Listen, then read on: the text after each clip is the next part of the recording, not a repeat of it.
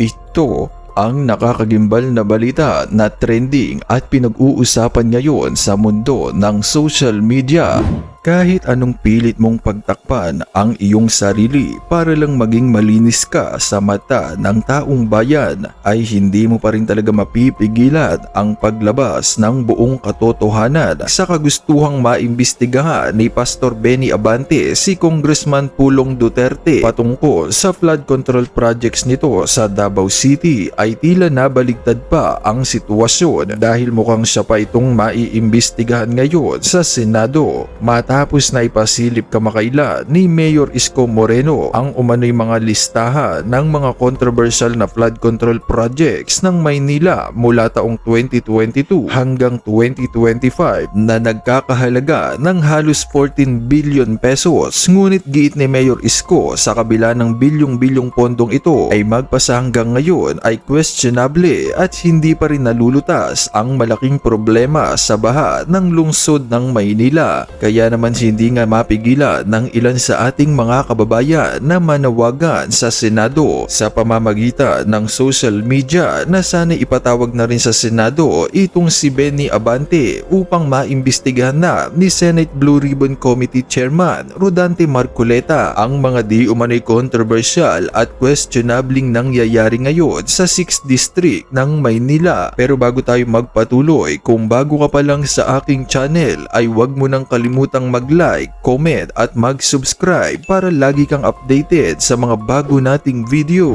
Tila sinadyang wala talagang baho ang hindi nabubunyag sa kagustuhang maimbestigahan ni Pastor Benny Abante si Congressman Pulong Duterte. Ay tila nabaligtad pa nga ang sitwasyon dahil mukhang siya pa itong maiimbestigahan ngayon sa pagdinig ng Senate Blue Ribbon Committee na pinangungunahan ni Senator Rodante Marcoleta. Ayon pa nga sa komento ng ilan sa ating mga kababayan, kung makabintang sila kay BP noon, yun pala sila itong mga dapat imbestigahan. Abante at Chua, dapat tanggalin na yung Abante na yan. Hindi naman siya totoong binoto ng taong bayan, pinaupo lang siya dyan. Kung alam lang siguro ni Abante na mabubulabog ang flood budget, hindi na siguro siya nagpumilit na makabalik sa Congress. At narito, panoorin pa natin ang buong video.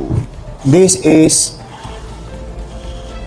the flood control project done in the city of Manila 2022, 2023, 2024, and 2025, amounting to more or less 14 billion done in Manila. So most of it finished already. Bumaha ng pondo sa Maynila, bumaha pa rin sa Maynila. Now, itong lahat ng ito ay walang permit sa lungsod. Yes, we are investigating them, and they are also being investigated by the Office of the President. But that is the thing of the past. Sad to say, ulitin ko, bumaha ng pondo sa flood control sa Maynila, amounting to 14 billion, and yet the people of Manila and those people studying, working, doing business, going in and out of Manila continue to suffer with the flooding.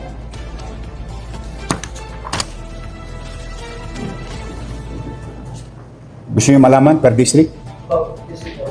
Per district?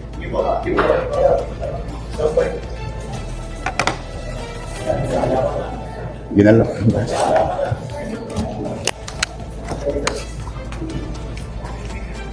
District 1, 3.4 billion. District 2, 2 billion and 59 million. District 3, 4.2 billion. District 4, 1.3 billion. District 5, 1.1 billion.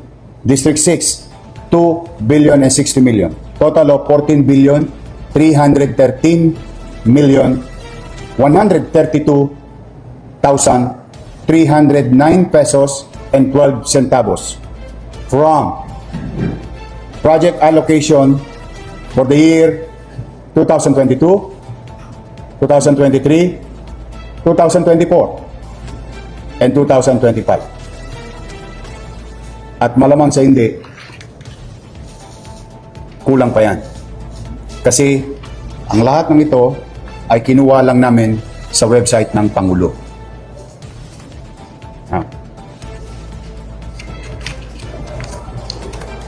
Yun ay nakaraan.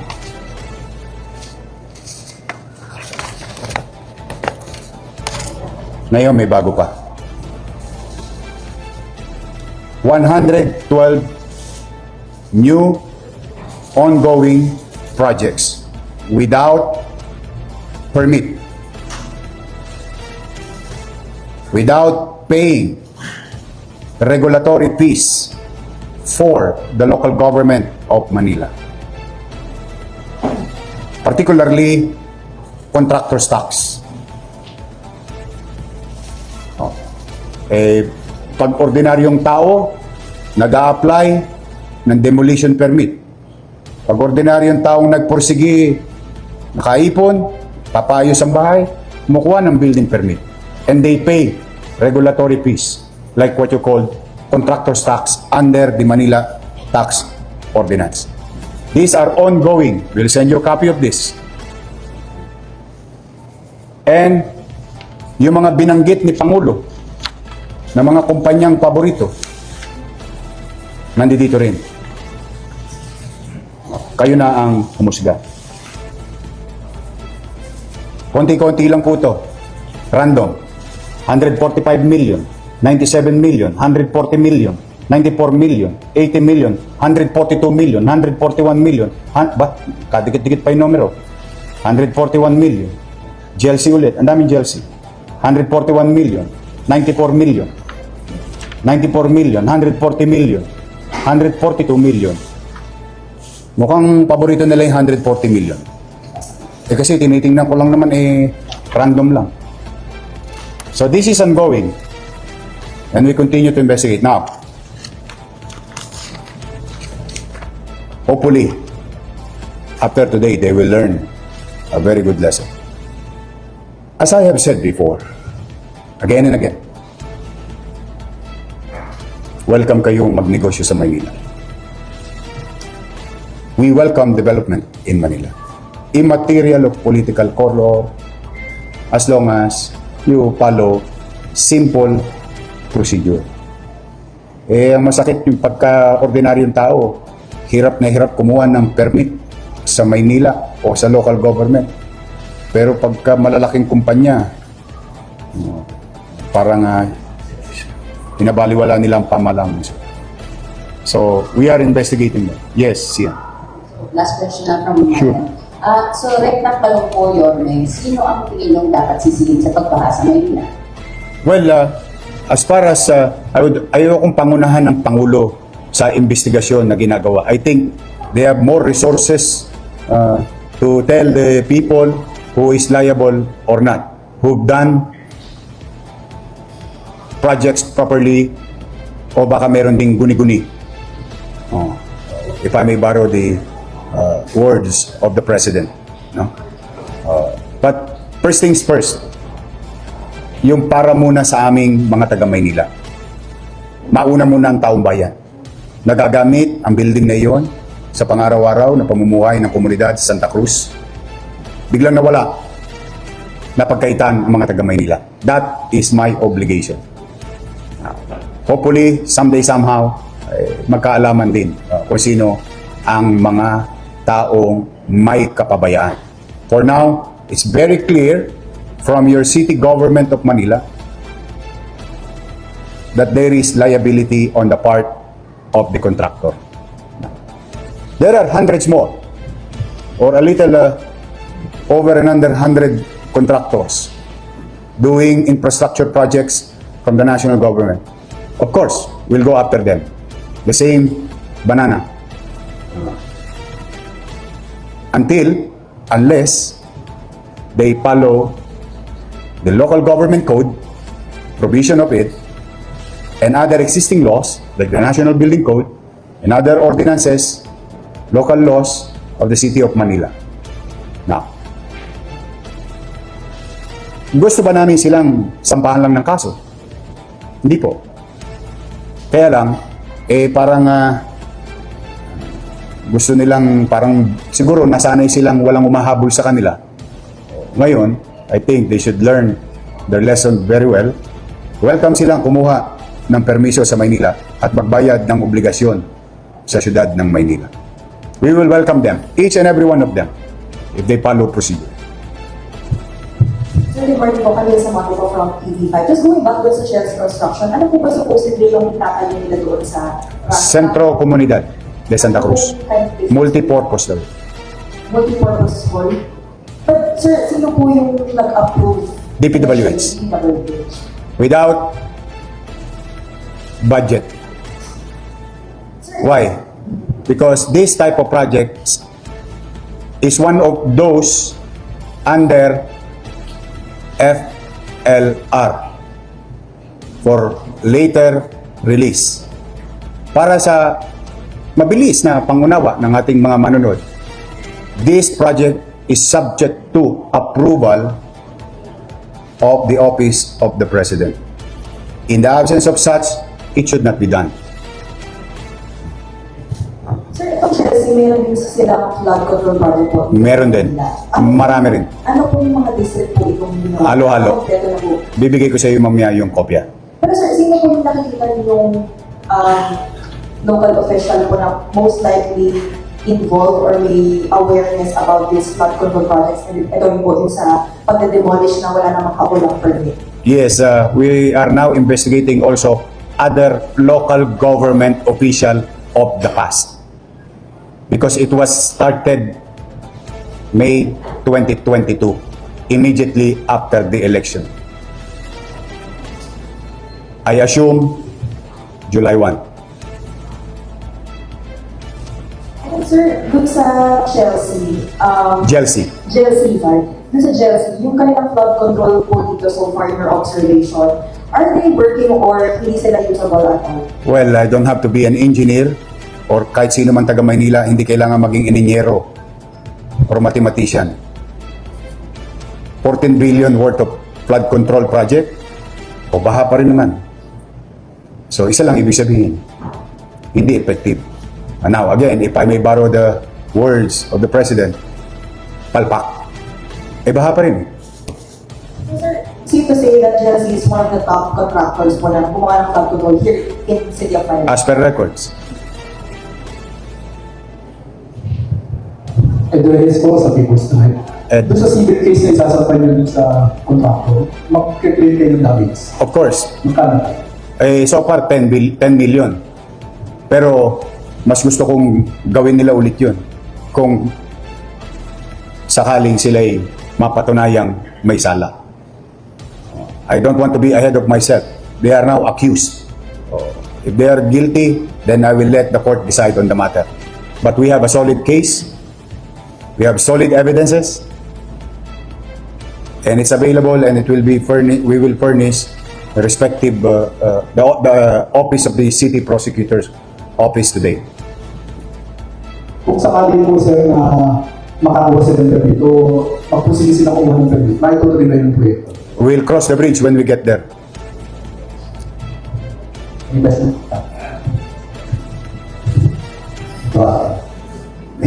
Ganito yung ano yun. Ito lately, last week, talagang nagkaitin yung bakbakan na si Joel. Meron bang growth para yun na po confirm na for the sake of the Saka na yun. Political lang yun. Today is what we are after is to fulfill our obligation. Tukdin namin ang aming obligasyon sa taong bayan.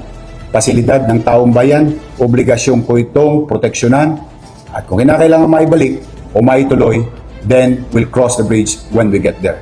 But today is about the grave violation of a corporation doing projects from the national government. And today, the start of new beginning that showing to all contractors that we really mean business and we wanted to put a dot on everything today. If they will not comply, all those mentioned in the records. They will suffer the same thing what JLC Construction and Supply Company will suffer. And walang holy cow. Tuloy-tuloy na to, Pat.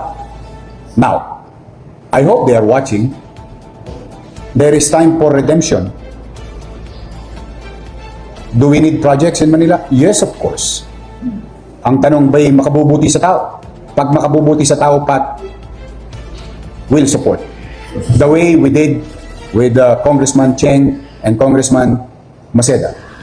So, gano'n lang kasimple ito. Protection of public interest. Doon muna kami today. Yung politika lang yan. Wala natin pag-iintindihin. Ngayon, bakit sinimulan mo sa mga LGU, ay open na sa buong LGU sa buong Pilipinas na any project dapat tumaan sa permito para man lang.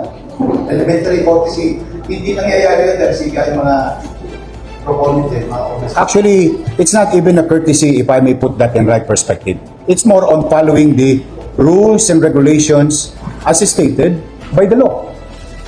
So, alam mo yung pagod na yung tao, ano ba talaga? Sino ba talaga may sala?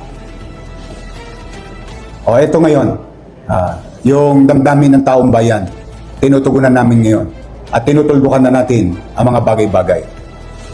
Ito ay umpisa ng mahabang journey o local government unit going after to the contractors without seeking necessary permit and complying with rules and regulations.